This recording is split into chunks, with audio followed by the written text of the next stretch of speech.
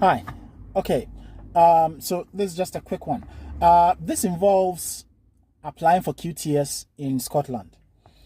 Applying for QTS in Scotland. Okay. So we've already been through this, the various documents that you need to apply for QTS, generally in England, Wales, and Scotland.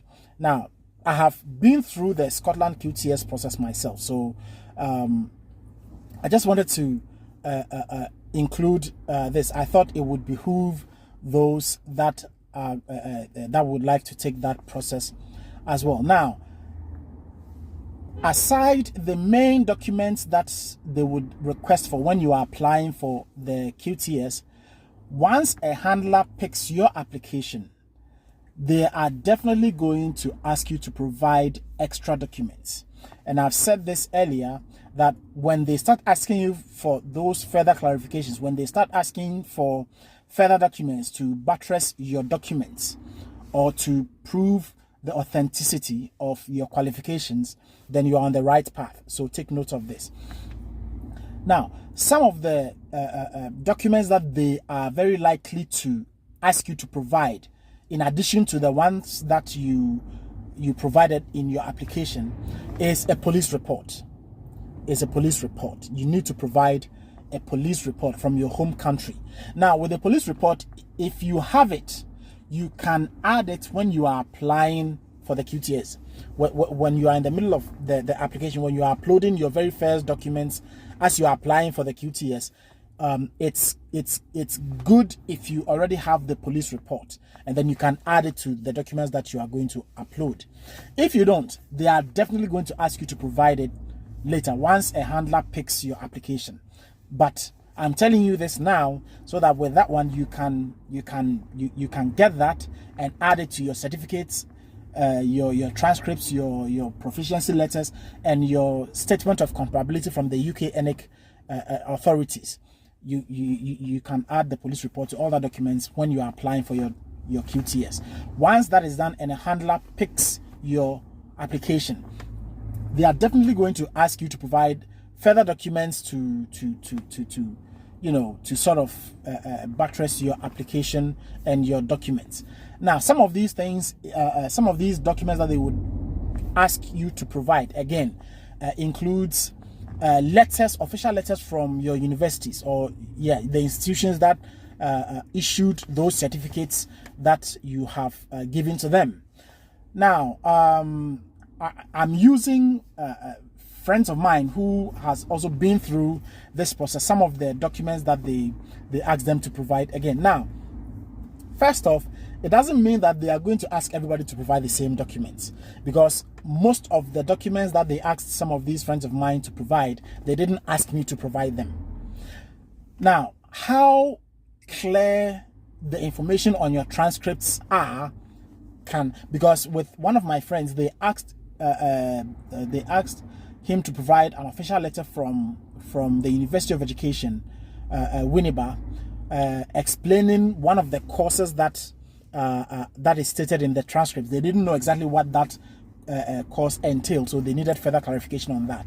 So, like I said, with this one, they didn't ask me to provide the same thing because of how clear the transcripts, the information on your transcripts is. So it depends on, some of these things. It also depends on your location. If you are applying for the QTS and you're in the UK, they might not ask for certain clarification. They might not ask for certain things, and if you are applying from outside the UK, they might ask for certain clarifications, of which, somebody applying from the UK, they would not ask for the same thing. So there's differences there.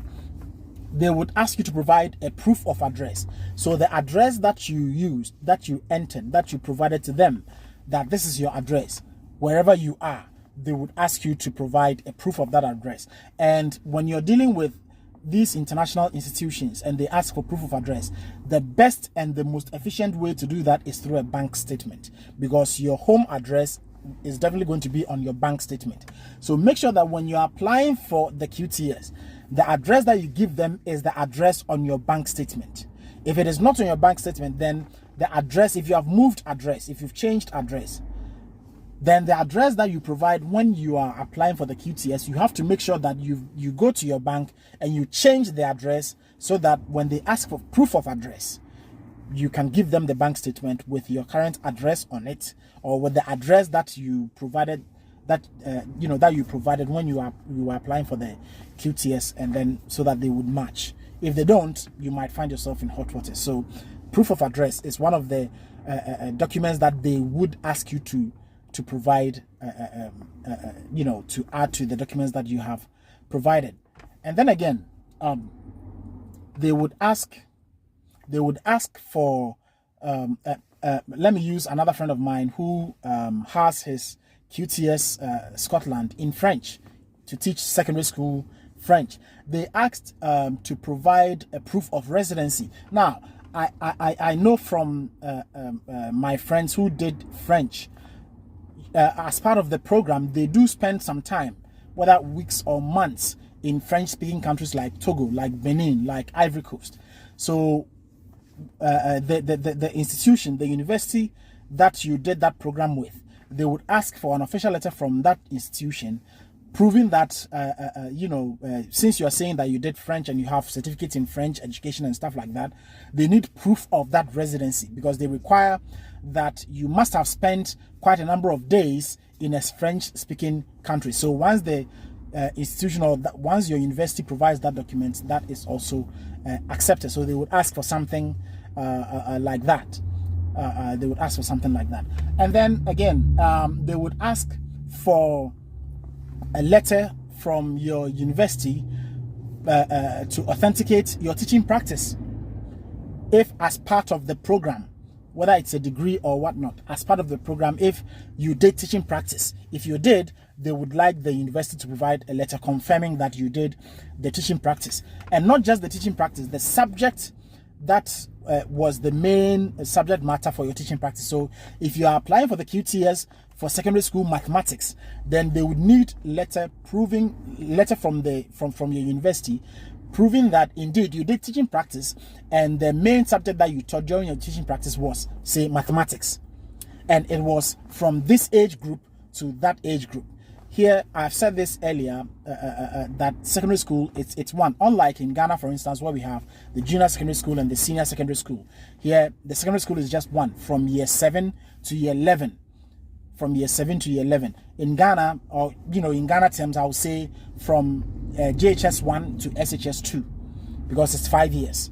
Okay, so they would need proof that your teaching practice was taught in the age range that they are likely going to give you when you do get your QTS. So if you're applying for the QTS for secondary school, then they would need proof from your university that you taught in a secondary school. Here, like in Ghana, for instance, in the junior secondary school or the junior high school is part of the secondary school education here as well. So once your university provides a letter that yes, you did teaching practice in this school, the age range was this from age 11 to age 16, or your certificate allows you to teach from age 11 to age 16, then that is also good. And that the subject that you taught during your teaching practice was mathematics, was French, was this subject, then yes. If you apply for the QTS for primary education, if that's what then you would need them to provide a letter proving that your teaching practice was done in a primary school from this age range to that age range and stuff like that. Yes. And I think what else? Like all these letters, they would ask for you to provide from your universities. And let me repeat this. When they keep asking you to bring this, when they keep asking you to provide this document, to provide that document, you are on the right track. You are on the right path. This friend of mine, they asked about 5 different extra documents that they asked him to provide.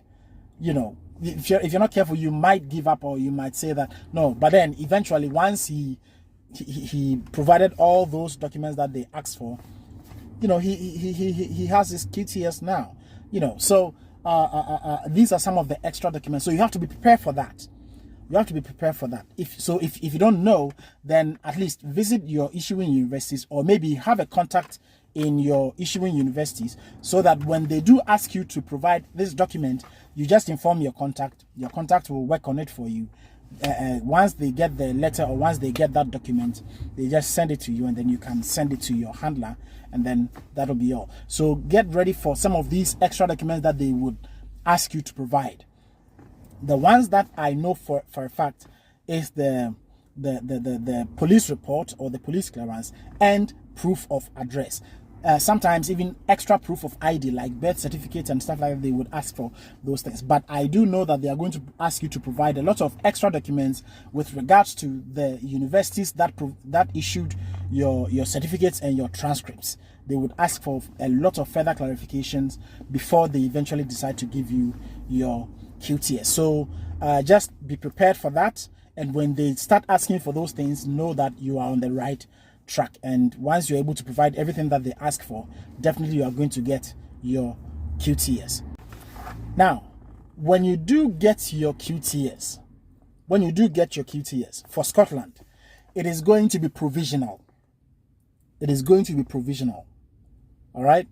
Now, the rest of the requirements that you have to satisfy for you to get your full license to teach in Scotland, you would do them when you come to Scotland.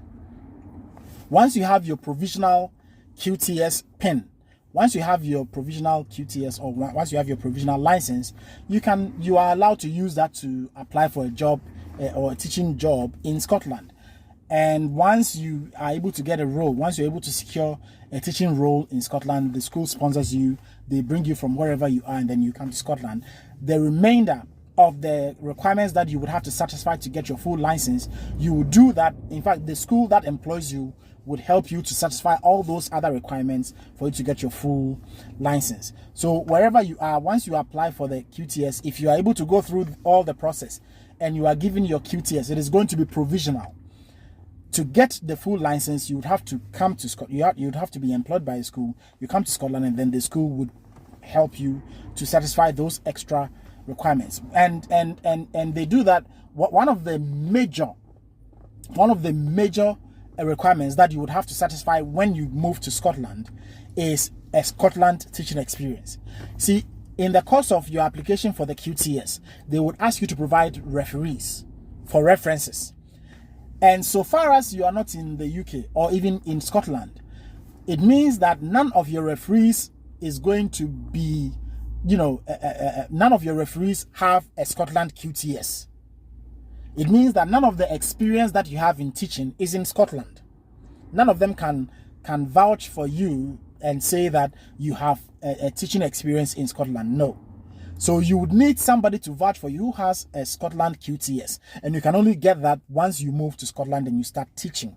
So once you have your provisional QTS or your provisional license, and you start applying for a teaching job in Scotland, and you get it, and the school brings you to Scotland and you start teaching for some time.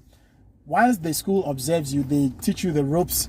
They take you through all these orientations, and because the methodologies, they differ, they differ somehow.